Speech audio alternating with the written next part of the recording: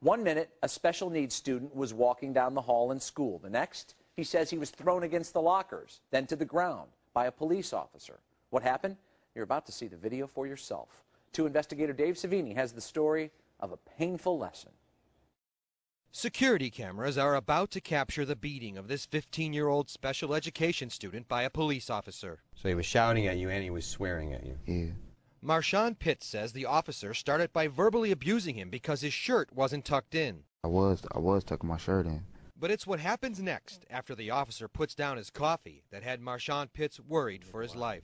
It was just like, boom.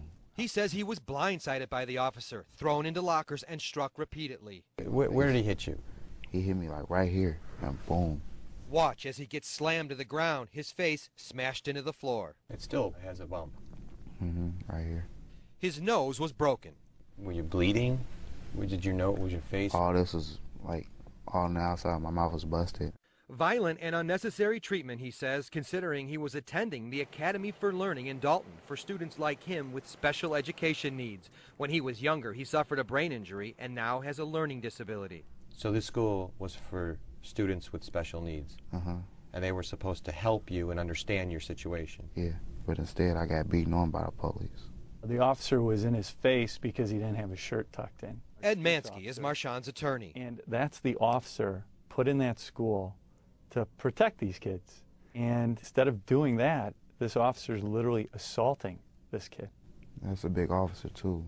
The officer in question was a Dalton police officer, and the hold he puts Marshawn in can be a dangerous one. He's on top of this Right. young man, okay? Right. That's called a face-down takedown. Yes. This type of physical restraint has killed students, says Zena Nadich from Equipped for Equality, a legal advocacy group that fights for the rights of people with disabilities. It's called a face-down takedown. A face-down takedown. Takedown, and kids often, and adults, die because they can't breathe. This government accounting office report was released in May, just 1 day before the officer's use of the hold on Marshawn. The GAO study found face-down takedowns led to at least 20 deaths nationwide. Currently, 8 states prohibit the use of this hold.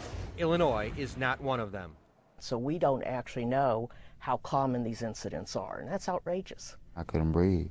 Were you begging him to stop? Yeah, I was like, let me up. He's getting a beating, and he's getting a beating on an issue that has nothing to do with danger. It has to do with dress code.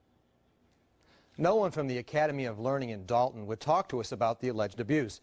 The Dalton Police Department and the mayor of Dalton did not return our phone calls. Marshawn Pitts' attorney, Ed Mansky, says he's transferred to another school and is planning to file a lawsuit. The State Board of Education says no one from the school reported the use of forceful restraint to them, Rob.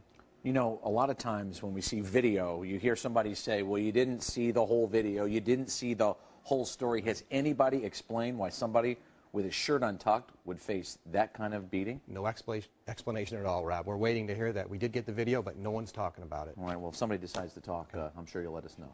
Thanks a lot, Dave. Well, if you see something around town that doesn't feel right, you want to expose corruption in your area perhaps, email Dave and the 2 investigators. Go to cbs2chicago.com. You'll find a link on the bottom right of the homepage.